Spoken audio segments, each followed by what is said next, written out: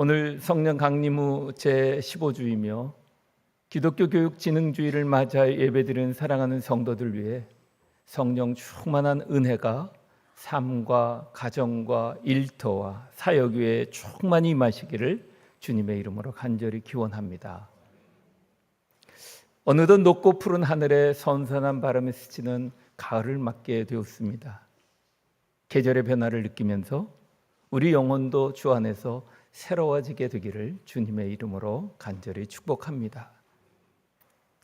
우리에게 익숙한 속담이 있습니다. 사람은 서울로, 말은 제주도로. 이 속담은 재능과 능력을 펼치려면 더 넓고 중심이 되는 곳으로 나가야 한다는 생각이 보편적인 가치가 된 곳에서 나온 말일 것입니다. 때문에 지금 우리 시대는 과밀한 수도가 되어서 집값 문제로 골머리를 앓고 있고, 또 전 구간 전 시간이 트래픽이라고 할 만큼 심각한 교통 문제로 만만치 않습니다. 그뿐입니까? 소음과 공기, 수질 오염, 녹지와 자연공간의 감소 같은 자연환경, 또 범죄 증가, 안전 문제, 빈부격차와 계층 갈등 등 사회적 문제도 심각합니다.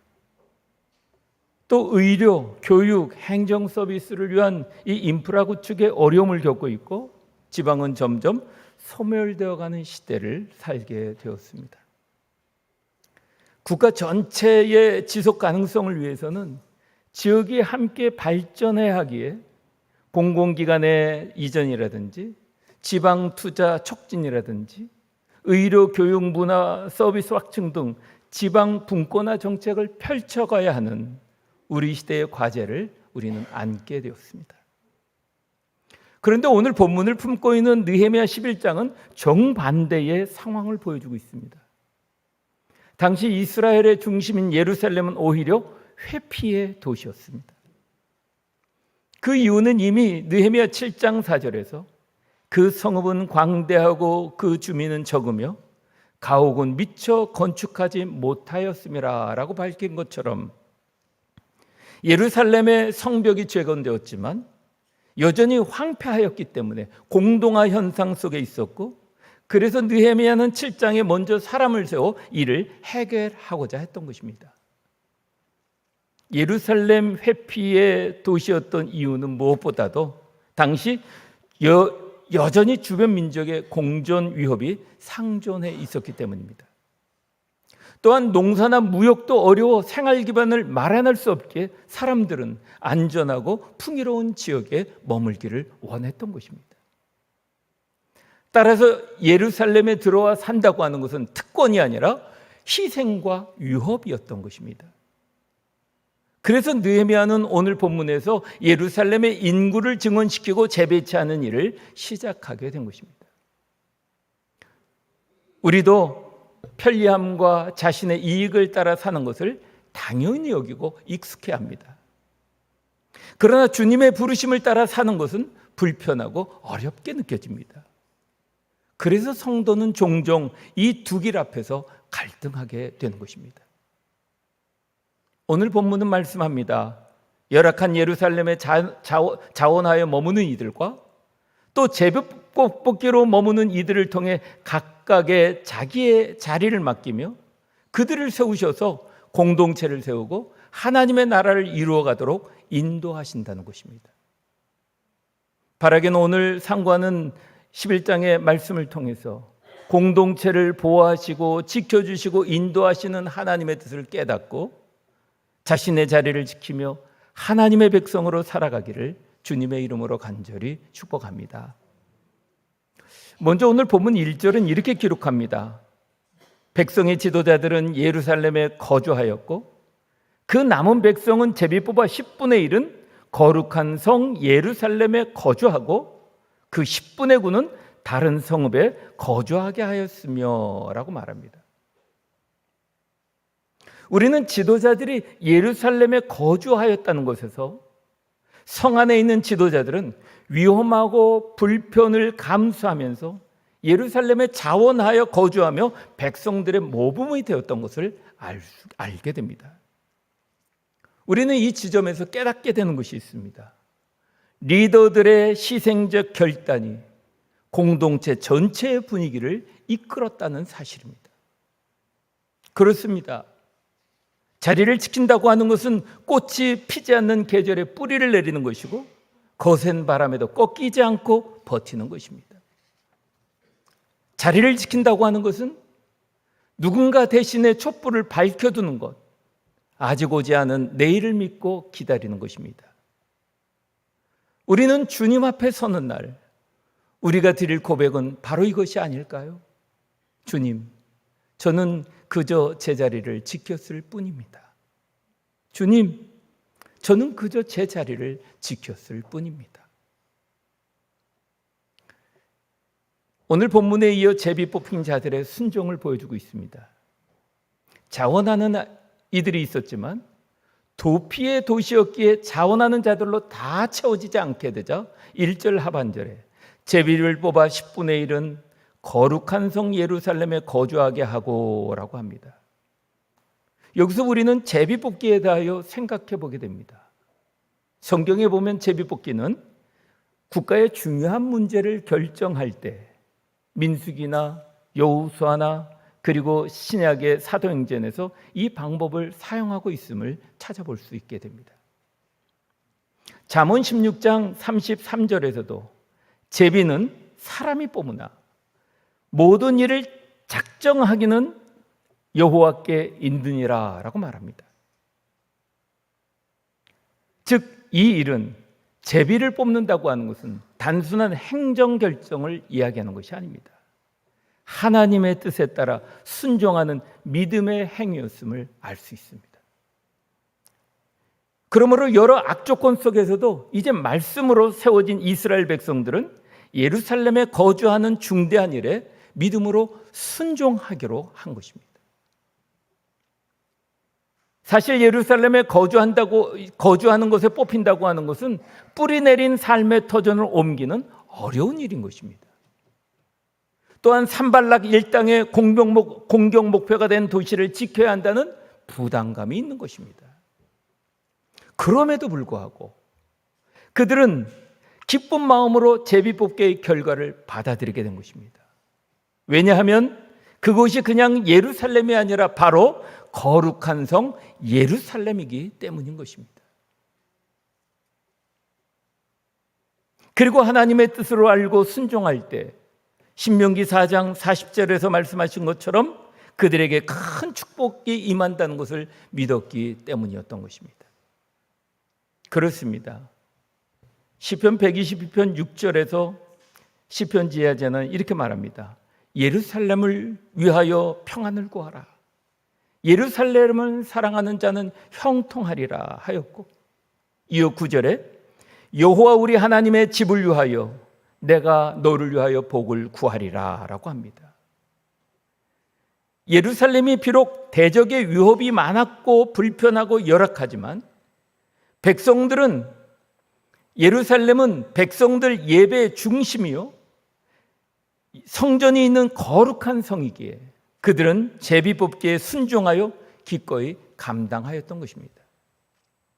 마치 사랑하는 성도들이 주일에 강남에서, 일산에서, 강서 끝에서, 경기도에서, 강북 끝에서, 어떤 분은 태백에서 거룩한 예루살렘을 향하듯 궁정교회를 위해 전철로, 버스로 타기도 하며 자기 자리, 자신의 맡은 일을 위하여 나오는 우리 사랑하는 성도들처럼 말입니다. 그렇습니다. 예루살렘은 단순한 도시가 아닙니다. 따라서 택함받은 하나님의 소유된 백성은 제사장 나라 거룩한 백성으로서의 거룩한 성으로 불리우는 예배의 중심지, 신앙의 중심지를 지켜가게 되었다는 것입니다. 그리고 2절에 예루살렘에 거주하기를 자원하는 모든 자를 위하여 백성들이 복을 빌었다라고 합니다. 이는 백성들도 그들의 헌신을 인정하고 존중하여 그들을 위하여 복을 빌었다라고 하는 것입니다. 제공공동체는 헌신을 향한 헌신하는 자를 향한 격려와 아낌없는 축복을 하며 서로를 세워갔던 것입니다. 그리고 3절부터 24절에는 자원하는 자들의 명단이 기록되어 있습니다. 언뜻 보면 지루한 명단 같지만 사실은 깊은 의미가 있습니다. 3절부터 9절까지 제사장들과 레위 사람들, 느비딤 사람과 솔로몬의 신하들의 자손이라고 밝히며 대를 잇는 유대 자손, 베냐민 자손들의 이름이 기록된 것입니다. 또 10절부터 18절까지는 제사장의 자손, 레위인들의 자손들의 이름과 함께 성문지기와 찬양으로 예배를 섬기는 자들이 각자 맡은 일을 감당하며 자리를 지키며 백성들을 섬겼음을 기록하고 있습니다. 곧 대를 이어 자리를 지키고 조직과 질서를 따라 움직이는 이 재건 공동체는 비록 지파가 다르고 맡은 일이 다르지만 모두 하나님 앞에서 동일한 백성으로 서로를 지탱하도록 하였다는 것입니다. 그래서 사도 바울은 로마서 12장 5절에 이와 같이 많은 사람이 그리스도 안에서 한 몸이 되어 서로가 지체가 되었느니라 라고 하였고, 고린도전서 12장 27절에 너희는 그리스도의 몸이요 지체의 각 부분이라 하고 말씀하신 것입니다. 우리는 지난주 장례를 맞이하며 함께 비통했지만 또 함께 천국에 대한 소망을 잃지 않았습니다. 그리고 그리스도 안에서 한 몸됨을, 지체됨을 배우며 위로하고 격려하며 서로를 일으켜 갔습니다. 그렇듯 주님의 몸된 교회의 성도된 우리는 각각 은사가 다르지만 한 몸으로 연결된 그리스도의 공동체임을 말씀하신 것을 깨달으며 우리 교회 공동체를 돌아보는 시간을 갖게 되기도 하였습니다. 그리고 이어 25절부터 36절은 성 안뿐만 아니라 성 밖에 살아가는 사람 백성들의 터전도 기록하고 있습니다. 이는 성 안과 밖 모두 하나님의 보호하심 아래 있다라고 하는 뜻입니다. 예루살렘만이 아니라 모든 땅, 모든 곳에 하나님의 나라가 임한다는 것입니다. 오늘 우리도 마찬가지입니다. 교회 안에서만이 아니라 가정과 직장, 사회 속에서도 신앙을 지키는 생활 속 신앙인으로 살아가야 한다는 중요한 것을 일깨워주고 있는 말씀인 것입니다. 그렇습니다. 3절부터 내내 사람의 이름이 기록된 11장은 단순한 행정 기록이 아닙니다. 하나님께서 백성을 먼저 성벽과 조직을 통해 외부의 위협으로부터 지켜주시며 성전 중심의 신앙생활로 하나님을 향한 예배를 잃지 않게 하시며 그리고 성 안과 밖, 제사장과 평신도 모두가 하나님의 백성으로 연합하며 통일성을 이루게 하시며 지키신다는 것을 말씀하고 있는 것입니다. 함석헌 선생은 이렇게 말했습니다. 한 사람이 자리를 지킬 때 역사는 무너지지 않는다.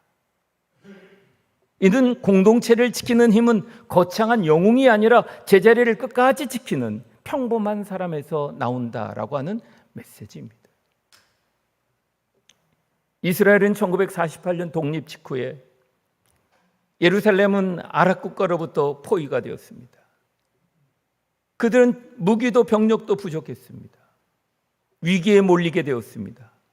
이때 많은 사람들이 도망가려고 했습니다.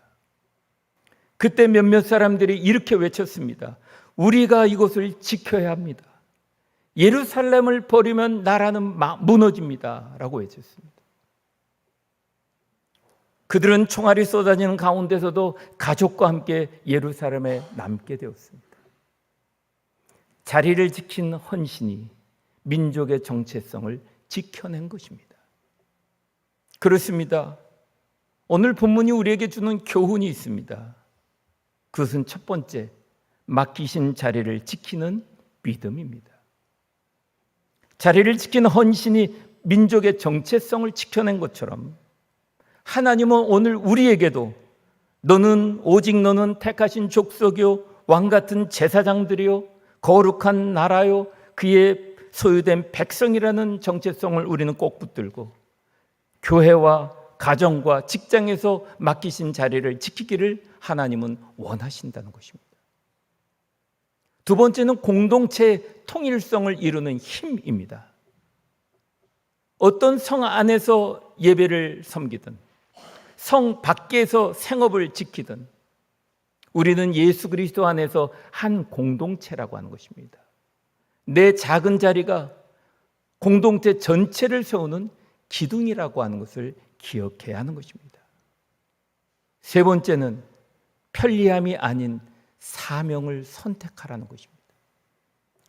택하신 족속이요 왕같은 제사장들이요 거룩한 나라요 그의 소유된 백성인 우리에게는 하나님께서 맡기신 자리, 사명의 자리를 선택하라고 오늘 우리에게 말씀하시는 것입니다. 편리함이 아니라 사명의 자리를 선택할 때 하나님은 교회와 성도들을 지키시며 하나님과의 바른 관계의 복을 누리며 순수한 믿음을 지키게 하시고 공동체의 통일성을 이루게 하신다는 것입니다. 지난 한 주간 창립 115주년을 맞이하여 영성붕괴를 위해 준비한 특별 새벽기도회, 목회자인 저에게는 많은 것을 생각하게 했습니다. 또 새로운 시선을 열게 해주신 시간이기도 하였습니다.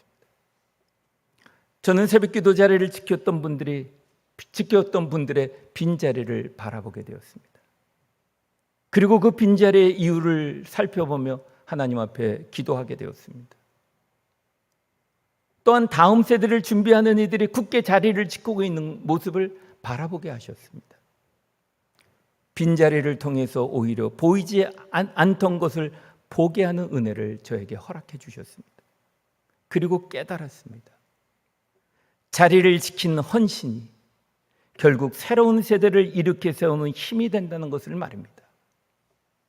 그래서 저는 물리적으로 그 자리를 지킨 한 사람 한 사람을 위해서, 비록 함께 하지 못했지만 중보기도하는 지체들을 위해서, 그리고 믿음의 대를 이어 맡기신 자리에서 충성하는 지체들을 위해서 오늘 본문의 이스라엘 백성들처럼 저도 간절한 마음으로 축복하며 기도하였습니다.